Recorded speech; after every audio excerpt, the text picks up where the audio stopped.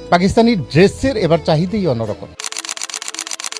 ঈদের মার্কেট, প্রচণ্ড ভিড়, আলো ঝলমলে দোকান।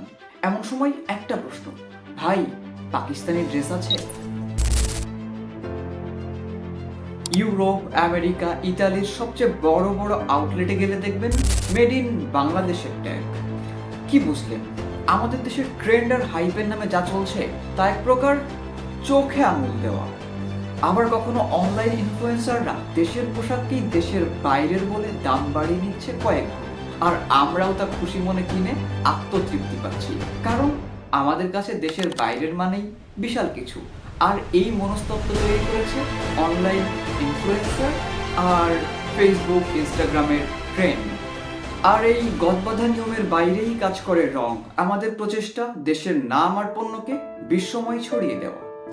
এখানে ক্যামেরার পেছনে এক একটি মুখ, এক একটি নায়ক, তাদের ঘামে ভেজে হাত তৈরি করে আমাদের ঈদের আনন্দ।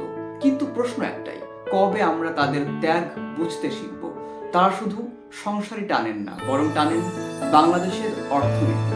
তাই দেশের অর্থনীতি এবং ঐতিহ্যকে সামনে এগিয়ে নিতে সবার আগে দেশীয় পোশাক। তাই রঙের সাথেই থাকুন।